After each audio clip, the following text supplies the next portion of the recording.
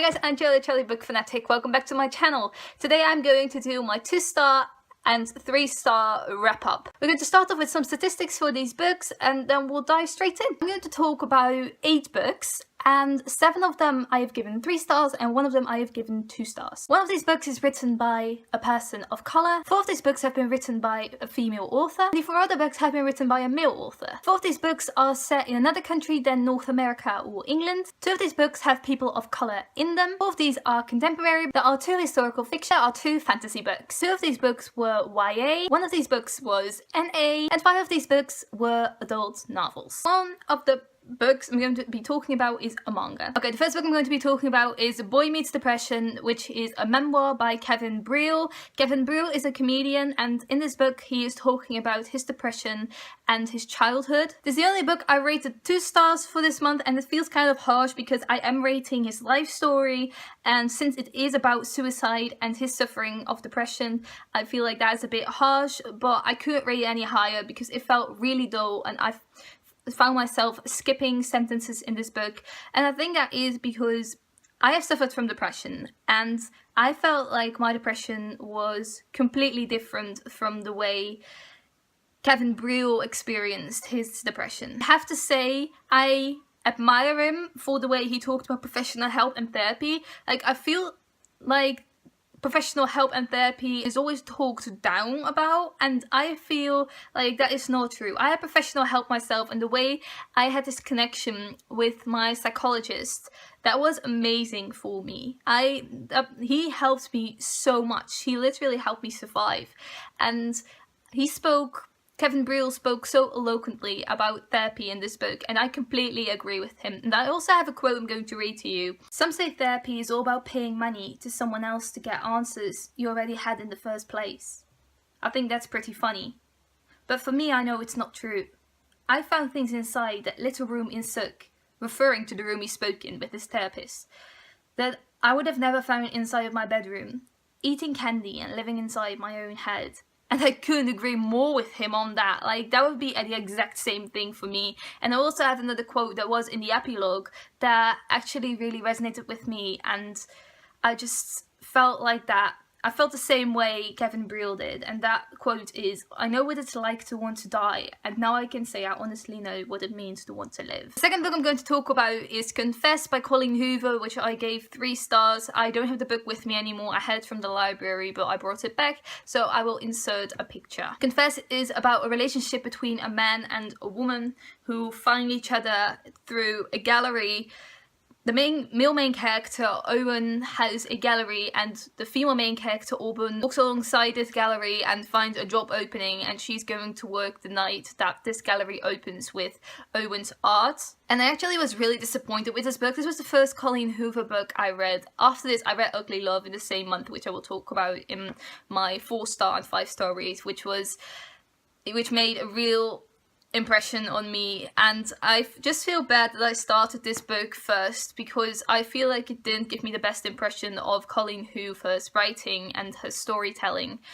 But I hope her other books are as good as Ugly Love was for me, but I am not exactly sure because I have a book I didn't like and I have a book I did like, so I'm not really sure on that. So I will give her another chance actually this month, with maybe someday. What I did like about this book was that she added this beautiful artwork, and Owen, the artist in this book, made his art based on confessions that people left in his gallery anonymously, which I think was amazing. That was an amazing extra to this book, and it really impacted me, especially because the artwork was beautiful, was exactly my taste, and I want to see more from this artist, to be honest, because it was just so gorgeous. If you want to see the art I talked about in some of my other videos, specifically my weekly reading vlog, I think for week 20 or week 21. Next book I'm going to talk about is another memoir, which is called Down the Rabbit Hole by Holly Madison. This is a memoir about Holly Madison's life in the Playboy Mansion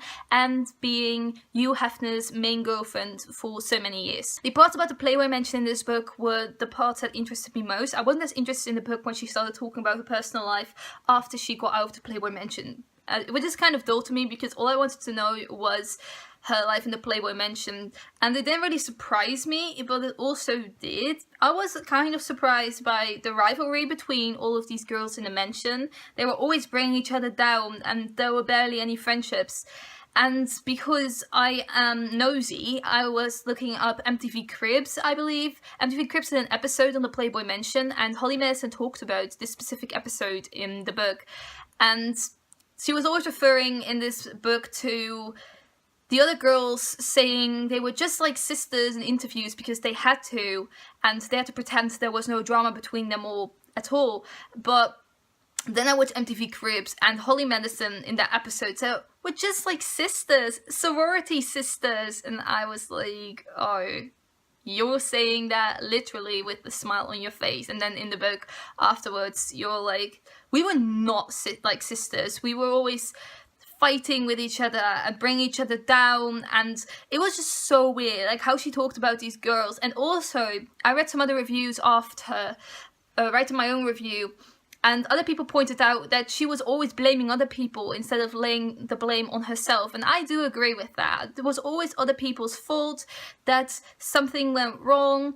And all of these girls were bitches, except for one who became her friend. I think she was called Bridget. The next book is Chasing a North Star by Robert Morgan. I rated this one 3 stars, and it had people of color in it. Chasing a North Star is about a slave, Jonah, who escaped from his slave plantation. It's set around 1850 in America, North America, and he meets on his way this other slave, Angel, who also escapes from a plantation and follows Jonah. I expected to like this one because it's historical fiction, and I really like historical fiction, but I thought it was really dull because all we read about in this book was them escaping constantly and getting in trouble because they were being stupid. And there was one particular event in this book that really frustrated me. Jonah was arrested 2 times. He had been in jail 2 times already, and he had been betrayed once, and then he stole apples from this house, and the people there saw him. Then the owner of the house came out and asked Jonah if he wanted to look at the fucking clock in the basement, and Jonah was, yeah, sure, why? What, we will just walk to the basement. I just stole your apples, but I will just walk to the basement with you and look at your fucking clock in the basement. And what happened? Yes, he got locked in the basement. What, Jonah? You're an escaped slave, you're stealing apples from this human, and you think he is going to show you his clock in his basement? Then I read the Dutch edition of The Knife of Never Letting Go by Patrick Ness, which is the first book in the Chaos Walking trilogy. I buddy read this one with Katie from Katie Loves to Read, and I rated this one 3 stars as well. This book is about a guy called Todd who meets this girl called Viola, and they go on this journey escaping from Prentice Town, where Todd is originally from, and all of the villagers from his old town are chasing after him because they want to catch Viola, and just both of them actually, and they have to run away and find all these other villages that Todd never knew about. Todd was extremely unlikable, and he had this dog Menchie who he treated immensely bad. Like, he couldn't be nice to his dog for a moment. And in this book, Menchie was abused by everyone. He was hit, he was kicked, he was cut. Everything happened to this dog, and it was so sad. And I felt like Patrick Ness used it as a plot device, and I am not for animal abuse as a plot device. The thing is, I did like the world building in this book, and it was so fast paced. I go through this 600-page book, not even 400-page book, so quickly. The world building was really my favorite aspect of this, and it made me want to read the sequel just to see how it will play out. Also, the ending was the biggest cliffhanger ever, and nothing was resolved. So yeah, I need to pick up the sequel because I need answers, Patrick Ness. I need them. Then I read a manga, which I have to look at my screen to remember the name. It's Shugo Chara, Volume 1, Who Do You Want to Be? This is the first manga in a series, obviously, and it's people of color because it's created by a Japanese company, and these characters are supposed to be Japanese, even though they don't look Japanese, you know. But it is written and drawn, I believe, by Peach Pit. And Peach Pit I thought was a company, but actually I think this one woman is also a person of color, obviously. She is Japanese. This was so weird. This is about a girl called Emu, I believe? Amu. She's called Amu. And she goes out and finds this egg with a guardian angel in it. And it's been a while since I read this. Like, it was at the beginning of the month, like the second week of May, and I am not sure what this is about anymore. Anyway, if I read the synopsis, it just sounds really weird, but I will read it to you anyway. Excuse me if I pronounce names wrong. Who do you want to be? Everybody at Shugo Elementary thinks that stylish and super cool Amu has it all. But nobody knows the real Amu, a shy girl who wishes she had the courage to truly be herself. Changing Amu's life is going to take more than wishes and dreams. It's going to take a little magic! Exclamation mark. One morning, Amu finds a surprise in her bed. 3 little strange eggs. Each egg contains a guardian character, an angel-like being who can give her the power to be someone new. With the help of her guardian characters, Amu is about to discover that her true self is even more amazing than she ever dreamed. And we didn't get to know much in this first volume, so I do need to read the second volume if I want to know more. It was all still a little bit abstract and vague in this first one. And a short story about Brendan Sanderson, which was The Emperor's Soul. This book is set in the same world as the Elantris series, I believe, but I haven't read the Elantris series, so I couldn't tell you what was similar about it, but it is set in the same world for your information. I think it's based on Chinese folklore, but there's a girl called Shay, and she's a forger. She can copy and recreate any item by rewriting its history with her magic. She is captured when she's walking around the castle while trying to steal a painting, and she finds out that the Emperor is almost dead, and she has to rewrite his history so he can be alive again and the same person. I know, it sounds weird. It has a weird premise, but it's good, I promise. I just want to commend Brendan Sanderson on creating on creating such a magnificent story in such a short amount of pages.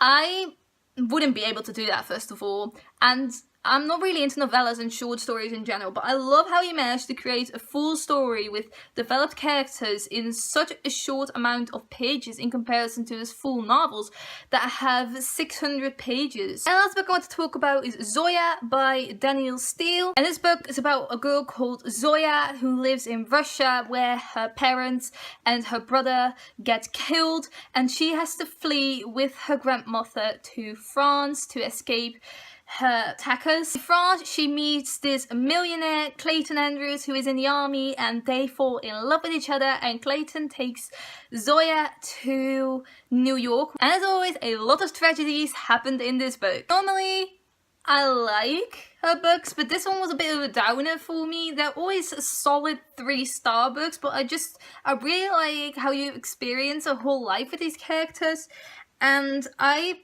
just get annoyed with how much tragedy her characters experience.